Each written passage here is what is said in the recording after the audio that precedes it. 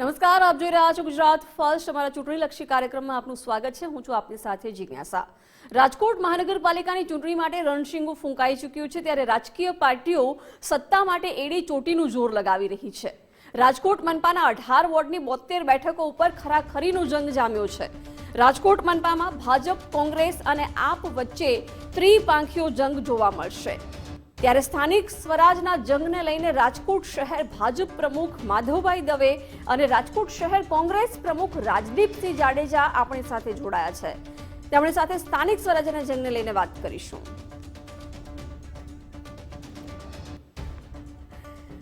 તો રાજકોટમાં સ્થાનિક સ્વરાજ્યની ચૂંટણીનું બ્યુગલ ફૂંકાઈ ચૂક્યું છે અને ભાજપ, કોંગ્રેસ, આમ આદમી પાર્ટી વચ્ચે અહીં ત્રિપાંખીયો જંગ જોવા મળશે। 18 વોર્ડની 72 બેઠકો માટે અહીં ખરાખરીનું જંગ જામશે। તમામ પક્ષો દ્વારા પ્રચાર શરૂ કરી દેવામાં આવ્યો છે। ઉમેદવારોના નામની જાહેરાત કરવામાં આવી રહી છે, ત્યારે તમામ ઉમેદવારો છે હવે પ્રજાની વચ્ચે જશે અને મત માટે અપીલ કરશે। ત્યારે છેલ્લા 5 વર્ષમાં થયેલા વિકાસના કામોને ધ્યાનમાં રાખતા જનતા વોટ કરશે। ફરી એક વખત શું પુનરાવર્તન થશે કે પછી પરિવર્તન થશે એ પણ જોવાનું રહેશે, પરંતુ અત્યારે તો રાજકીય પાર્ટીઓ સત્તા માટે એડી ચોટીનું જોર લગાવી રહ્યા છે। પ્રચાર શરૂ કરી દેવામાં આવ્યો છે। રાજકોટ મનપાની 18 વોર્ડ આવેલા છે। 18 વોર્ડની 72 બેઠકો ઉપર સીધો જંગ જામવાનો છે। આમ આદમી પાર્ટી પણ મેદાનમાં છે। ભાજપ, કોંગ્રેસ આપ વચ્ચે ત્રિપાંખીયો જંગ અહીં જોવા મળશે। સ્થાનિક સ્વરાજ્યના જંગને લઈને રાજકોટ શહેરના ભાજપ પ્રમુખ સાથે પણ ગુજરાત ફર્સ્ટે વાતચીત કરી હતી। એમને આ સ્થાનિક સ્વરાજ્યની ચૂંટણીમાં તમામ 18 વોર્ડમાં ભવ્ય જીત થશે એવો વિશ્વાસ વ્યક્ત કર્યો હતો। તો બીજી તરફ કોંગ્રેસના પ્રમુખ છે રાજદીપસિંહ જાડેજા, એમની સાથે પણ વાત કરી। એમને પણ કહ્યું કે ઘણા બધા મુદ્દાઓથી જનતા ત્રાસી ગઈ છે અને આ વખતે કોંગ્રેસ પર ભરોસો જનતા મૂકશે અને કોંગ્રેસની ભવ્ય જીત થશે એવો આશાવાદ કોંગ્રેસ તરફથી પણ વ્યક્ત કરવામાં આવ્યો છે। પરંતુ રાજકોટમાં અનેક એવા પ્રશ્નો છે, વિકાસના કેટલા કામો થયા છે, કયા કામો બાકી છે, એ મુદ્દે પણ રાજકોટની જનતા અલગ અલગ અભિપ્રાય આપી રહી છે।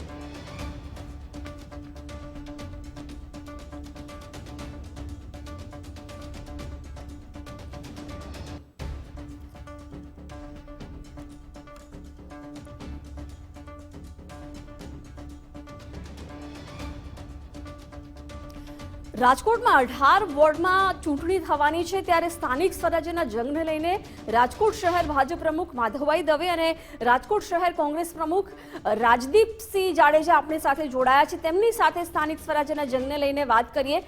સૌથી પહેલા ભાજપના પ્રમુખ છે એમની સાથે વાત કરીએ। સર, જે પ્રકારે કેન્દ્ર અને રાજ્યમાં ભાજપની સરકાર હોવા છતાં શહેરમાં અનેક સમસ્યાઓ છે કે જેનો ઉકેલ આજ સુધી નથી આવી રહ્યો, જનતા પણ આનો જવાબ માંગી રહી છે। અમે વખતો વખત આ માટે બેઠકો કરીએ છીએ। અધિકારીઓને આ માટેની સૂચનાઓ અપાતી હોય છે, અધિકારીઓ આ માટે કામ પણ કરતા હોય છે અને આમાં જેટલું બને એટલી ઓછી તકલીફ પડે એવી રીતનો અમારો ભવિષ્યમાં પ્રયત્ન રહેશે। પણ જેમ વિધાનસભા અને લોકસભામાં ભારતીય જનતા પાર્ટીને ખૂબ બહુમત મળી રહ્યું છે, પરંતુ હવે શહેરમાં સમસ્યાઓ અનેક છે। એ પાણીની હોય, ગટરની હોય, ચોમાસામાં પાણી ભરાવાની સમસ્યા હોય, આ બધી સમસ્યાઓનું તાત્કાલિક સમાધાન આવે એવું જનતા ઈચ્છતી હોય છે, તો એમાં કેટલા સફળ નીવડશો? સ્વાભાવિક છે કે ચૂંટણી હોય એટલે વિરોધ પક્ષો મેદાનમાં આવે અને તંદુરસ્ત લોકશાહીમાં એ ખૂબ કોમન વાત છે। પણ અમને એટલા માટે કોઈ પણ પ્રકારની ચિંતા રહેતી નથી, કારણ કે એ લોકો ખાલી ને ખાલી ચૂંટણી સમયે બહાર આવે છે। જ્યારે અમે સતત લોકો વચ્ચે હોઈએ છીએ, અમારા સતત કાર્યક્રમો ચાલુ હોય છે, લોકોની વચ્ચે જઈ અને અમારે વિકાસની વાતોને અમે પરિપૂર્ણતા કરવા માટે સતત માર્ગદર્શન, અમારા કાર્યકર્તાઓ, અમારી સંગઠનની ટીમ, અમારી ચૂંટાયેલી પાંખ, આ કામ સતત પ્રક્રિયાનો એક ભાગ છે। કોંગ્રેસના આપણી સાથે જોડાયેલા છે રાજદીપસિંહ જાડેજા। રાજદીપજી, ગુજરાતમાં કોંગ્રેસનું વર્ચસ્વ આપણે જોયું છે કે પાછલા ઘણા સમયથી ઘટી રહ્યું છે। હવે સ્થાનિક ચૂંટણીમાં તમે કેવી રીતે વિકલ્પ તરીકે ઉભરી આવશો? રાજકારણની અંદર અમે સૌથી પહેલા અમારું બંધારણ છે, કોંગ્રેસનું બંધારણ છે, એક રાજકીય પાર્ટી કરતાં પણ એક આંદોલનના માધ્યમથી આ પાર્ટી સમગ્ર ભારત દેશની અંદર એની સ્થાપના થઈ હતી. અને અમારું જે બંધારણ છે એમાં મુખ્ય અમે જે વિચારી રહ્યા છીએ કે લોકોના સુખાકારીના જે પ્રશ્ન આવ્યા, આપના માધ્યમથી કહું છું, અમારું બોર્ડ બનશે, મહાનગરપાલિકામાં લોકોનો આશીર્વાદ અમને મળશે તો પ્રથમ અમારી જે સ્ટેન્ડિંગ કમિટીની બેઠક મળશે એમાં 50થી 70 વાર લગીના રાજકોટની અંદર જે મકાનો છે મિડલ ક્લાસ લોકોના, સમગ્ર રાજકોટમાં 18 વોર્ડમાં એક પણ રૂપિયાનો ટેક્સ લેવામાં નહીં આવે. આ અમારી જાહેરાત છે. પણ રાજદીપસિંહ, એક તરફ ભારતીય જનતા પાર્ટી તમને પરાજિત પાર્ટી કહીને બોલાવે છે, હવે આમ આદમી પાર્ટી તમને ભાજપની બી ટીમ કહીને બોલાવે છે, તો આ મામલે તમારે શું કહેવું છે? ખાસ કરીને ભારતીય જનતા પાર્ટીએ એ ભૂલવું ન જોઈ કે અભિમાન ગમે ત્યારે તૂટી શકે છે. આવી જ રીતે તમે વાત કરતા હતા તો અહીંથી અમે સંસદ સભ્ય કોંગ્રેસના મેન્ડેટ ઉપર ચૂંટીને મોકલ્યા હતા. 2015ની અંદર તમને જે અભિમાનને જે હવા હતી એ પણ રાજકોટની જનતાએ કાઢી નાખી હતી. આ વખતે પણ તમે જોજો, તમારા માધ્યમથી કહું છું અને ભારતીય જનતા પાર્ટીના એક એક કાર્યકરને પણ કહું છું કે આ વખતે સ્વચ્છ શાસન જોતું હોય તો એકવાર કોંગ્રેસને મત આપો. આ લોકો ભારતીય જનતા પાર્ટીના મૂળભૂત વિચાર સાથે જોડાયેલા લોકોને પણ ભારતીય જનતા પાર્ટી અવગણના કરે છે. એટલી એક સત્તાના નશામાં છે. એનો નશો ઉતારવાનું કામ આવનારી લોકશાહીની ચૂંટણીની અંદર રાજકોટની પ્રજા 100% કરવાની. ઓકે, ભાજપ પાસેથી પણ જવાબ મેળવીએ, કારણ કે સવાલો અનેક છે. માધવજી, જે પ્રકારે છેલ્લી સ્થાનિક ચૂંટણીમાં ઘણી બધી સીટો પર જીત મેળવી, પરંતુ એ જ સીટો જાળવી રાખવી આ વખતે પડકારજનક રહેશે. કયા વિસ્તારોમાં તમને સૌથી વધારે ચિંતા છે?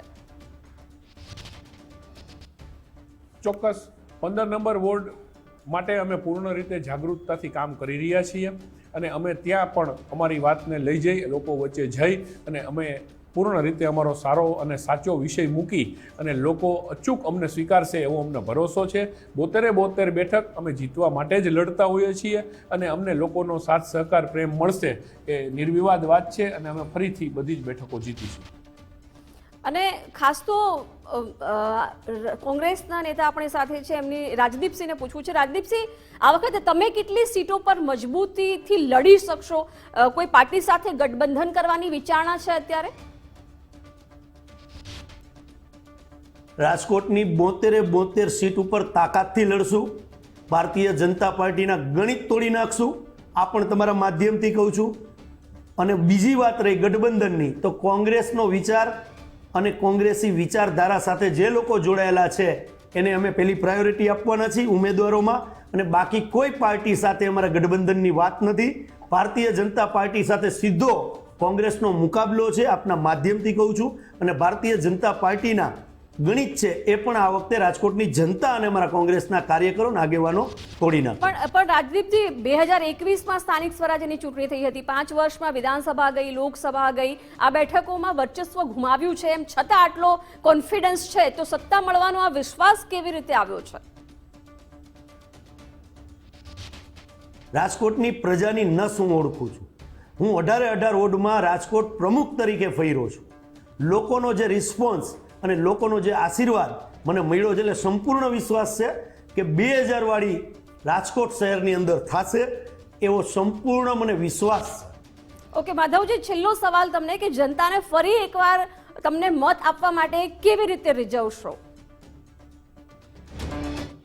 પ્રચારમાં મતદારોની સાથે અમારો જે લાઈવ સંપર્ક છે એને વધારે લાઈવ કરવાનો અમે પ્રયત્ન કરીશું. વધારે સારી રીતે એમની પાસે જઈ અને અમારા વિકાસ કાર્યોની જે આખી યાદી છે એ એમની પાસે મૂકીશું. ભવિષ્યમાં અમે શું કરવા માગીએ છીએ અને લોકો માટે શું કરવા માગીએ છીએ એ વિષયને અમે મૂકીશું. અને એમના કાંઈ પણ પ્રશ્નો હશે તો એ પૂરા કરી અને પૂરા કરવાનું વચન આપી અને અમે લોકોના દિલ જીતવા સુધી પહોંચવાનો પૂર્ણ પ્રયાસ કરીશું. ઓકે રાજદીપસિંહ, છેલ્લો સવાલ તમને કે કયા મુદ્દાઓ સાથે લોકોની વચ્ચે જશો, મેદાનમાં ઉતરશો?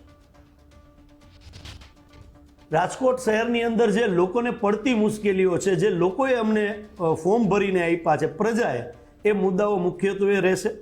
અને બીજો જે મુદ્દો છે કે જે ભ્રષ્ટાચારી શાસન એ રહેશે. એટલા માટે કે ભ્રષ્ટાચારની આપણે વાત કરવા જઈએ તો અમે તોમત નામું આખું ડિક્લેર કર્યું છે મીડિયાના માધ્યમથી કે ટીઆરપી ગેમ ઝોન હોય, સિટી બસ દુર્ઘટના હોય, અનેક આવી ઘટનાઓ જે ન બને, જો તંત્રએ અને ભારતીય જનતા પાર્ટીએ થોડુંક ધ્યાન રાખ્યું હોત તો આવી ઘટનાઓ ન બને.